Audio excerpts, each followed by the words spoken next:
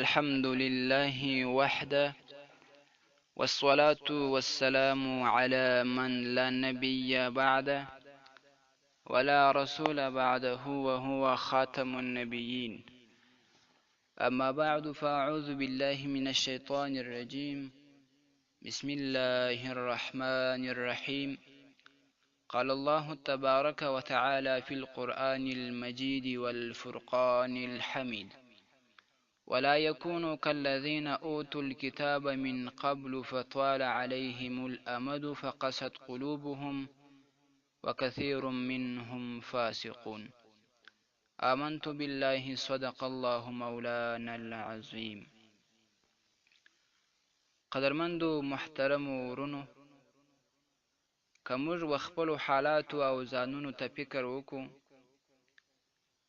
نو راته څرګند او معلومه بسي چې زموږ په ډیرو کارونو کې نقصانات او لوی کمی شته. لکه د بیلګې په توګه په لمانځه کې مو خشوع او عاجزي نشته. د قرآن کریم د تلاوت په وخت کې له قرآن کریم څخه اثر اخیستل په موږ کې کم دي. په موږ کې ژړاوې نشته، افسوس نشته. دا شان په کاروبارونو کې له حرامو او مکروهیاتو له شبهاتو څخه د ځان د ساتنې هڅه او کوشش په موږ کې نشته. د نورو خلکو پر حقوقو باندې تیری او ظلم په موږ کې وجود لري.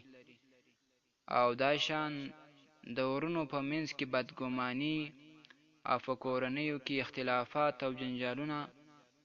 د دې ټولو څخه دا څرګندیږي چې په موږ کې یو ډیر خطرناک مرض موجود دی، چې هغه د زړونو سختوالي او کلک کېدل دي. د زړه کلک کېدل یو ډیر ناوړه مرض دی چې په مخکینیو بېلارې امتونو کې دا را څرګند شوی و، او الله تعالی د دوی د دې ناوړه صفت له امله دوی بد وګڼل او بد یې ویلي، او مؤمنانو ته یې حکم کړی چې د دوی له ورتهوالي او مشابهت څخه ځان وساتئ، او له دې ناوړه صفت او ناوړه ناروغۍ څخه ځانونه وژغورئ. الله جل جلاله په قرآن عظیم شان کې فرمایي: ولا يكونوا كالذين اوتوا الكتاب من قبل فطال عليهم الامد فقست قلوبهم. مسلمانانو د هغو خلکو په څیر نشئ چې هغوی ته مخکې کتاب ورکول شوی و، بیا چې یوه اوږده موده پر دوی باندې تیره سوه، نو د هغوی زړونه سخت سول. وکثیر منهم فاسقون.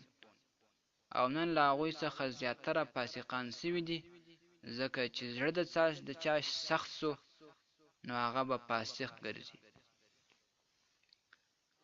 د دغه آیت مبارکه څخه دا معلومه سوه چې د زړه سختوالی له یهودو او نصاراو سره مشابهت دی. مؤمنان باید له هغوی څخه د هغوی له مشابهت څخه ځان وساتي، ځکه چې د هغوی زړونه سخت سوي وه. د زړه د سختوالي په وجه باندې دوی زیاتره فاسقان سوي وه. نبی کریم صلی الله علیه و آله وسلم فرمایي: وَإِنَّ أَبْعَدَ النَّاسِ مِنَ اللَّهِ الْقَلْبُ الْقَاسِي. یقینا د الله جل جلاله څخه په خلکو کې ډیر لري هغه څوک دي چې د هغوی زړونه کلک وي. د الله تعالی څخه په خلکو کې ډیر لري د کلکو زړونو والا دي. چې د چا زړه کلک وي، هغه د الله تعالی څخه لري وي. نو د حدیث مبارکه څخه دا معلومیږي چې څوک د الله تعالی څخه ډیر لري دي، د هغه زړه سخت دی. په دې وجه لرې سوي دي چې د هغوی زړونه سخت سوي او کلک سوي دي. او سخت زړه درلودونکی انسان د حق او باطل ترمنځ توپیر نشي کولی. له نصیحت څخه ګټه نه اخیستی سي، او بیخي نصیحت قبلوي لانه، او حق ته غوږ نه نیسي. دغه رنګه د الله جل جلاله عبادت خوند نه ورکوي، هغه ډیر ورته دروند وي. د اسلام مبارک دین دی. اسلام و زړه ته د پام وړ پاملرنه کړې ده، او انسان یې دې ته هڅولی چې باید په بدن کې د دې مهم غړي چې هغه زړه دی د هغه د علاج ډیر کوشش او هلې ځلې وکړي.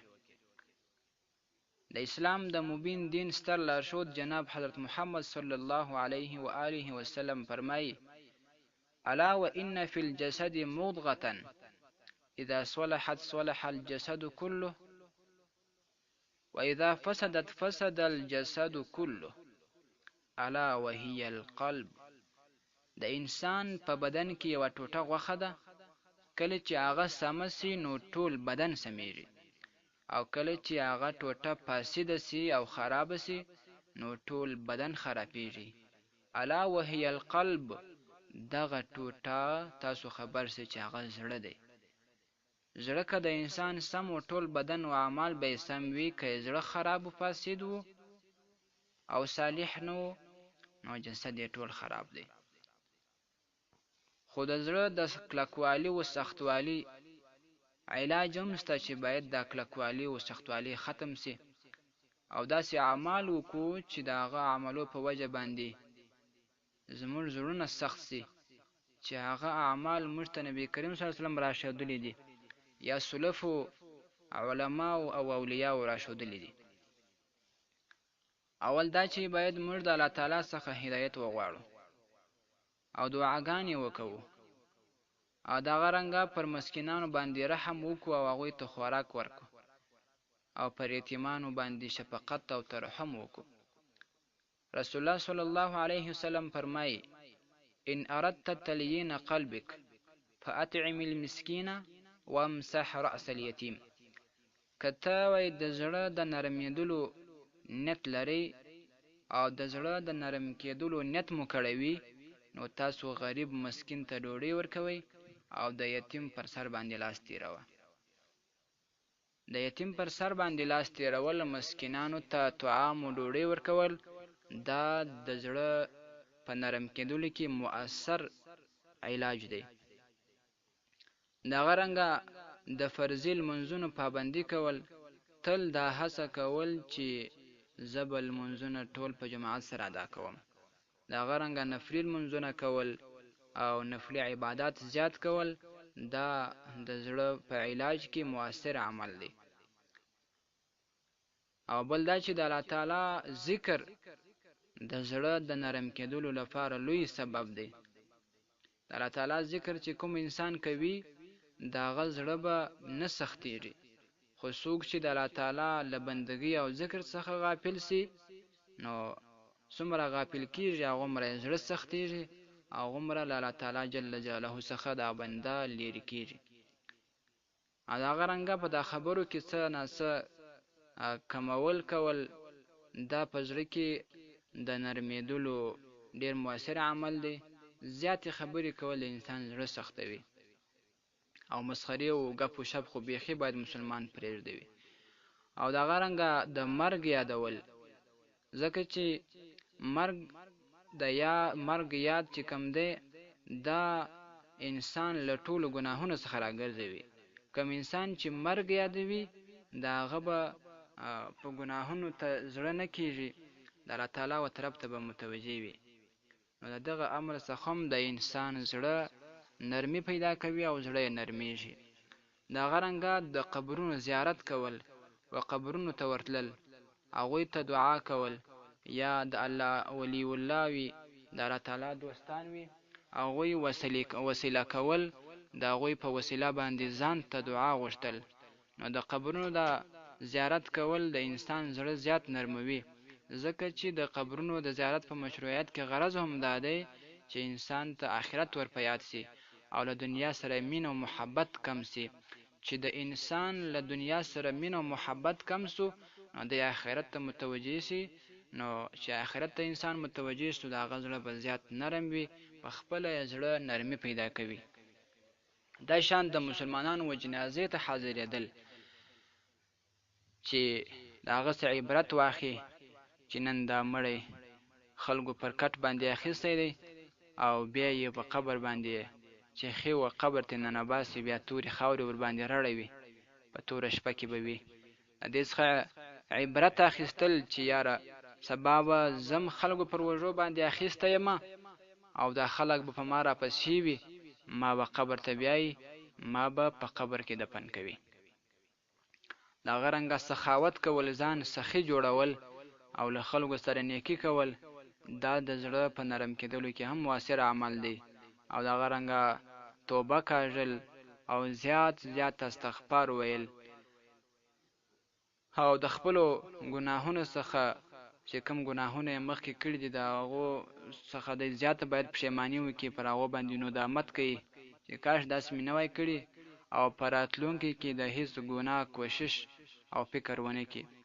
دغه رنګه د دیني عالمانو او نیکانو سره او خاص بیا د طریقت او د تصوف د خلکو سره، د اولیاء الله سره، د داسې تصوف او طریقت د خلکو سره چې هغوی شریعت په ځان کې جاری کړی وي، پر شریعت باندې برابر وي. لکه چې نن سبا د تصوف بدنامولو دپاره خلک قسمه افعال کوي، ژرې یې خریولې وي او نور غلط عملونه کوي، نو هغه صوفیان نه دي، اصلا کې هغه د تصوف بدنامونکي دي. حقیقي صوفیان، حقیقي د طریقت والا خلک هغه دي چې اول یې په خپل ځان کې شریعت جاری کړی وي، په شریعت او د نبی کریم صلی الله علیه وسلم په سنتو باندې برابر وي، او د هغوی سره ناسته، د هغوی سره بیعت، د هغوی سره ذکر، د هغوی سره ګډون، د هغوی سره مجلسونه، دا د انسان زړه دومره نرم کوي چې بیا به هر سړی په دې باندې پوه سي، زړه بیا نرم سوی وي، الله تعالی پر عبادت په خوند اخلي او د ژوند به داسې بیزاره وي چې د ګناهونو څخه به زړه تور وي، توجه به ټول آخرت ته او الله تعالی او اسلام ته وي. دغه رنګه د مریضانو او هغه خلکو چې هغوی باندې مصیبت راغلی وي او یا داسې سخت مریضان وي یا شپینږیري وي چې هغوی ته مرګ نږدې وي، چې پښه یې د قبر پر غاړې باندې وي، د هغو کسانو زیارت کول او د دوی د حال څخه باید موږ نصیحت و فند واخلو او هغوی ته ووایو چې موږ ته باید نصیحت وکړي. نو د هغوی سره ناسته ولاړه چې سبا به زما هم دا حال یې، دغه مصیبت پر ما باندې راتلونکی دی، دغه مرضي پر ما باندې راتلونکی ده، دغه مرګ ته زه نږدې کېږم، نو دا د انسان زړه نرم کوي، باید مسلمانان دغه وکړي. او د قرآن عظیم الشان تلاوت په فکر او سوچ باندې کول، زیات فکر لرل په قرآن عظیم الشان کې سوچ کول او فکر کول، دا د انسان زړه نرم کوي.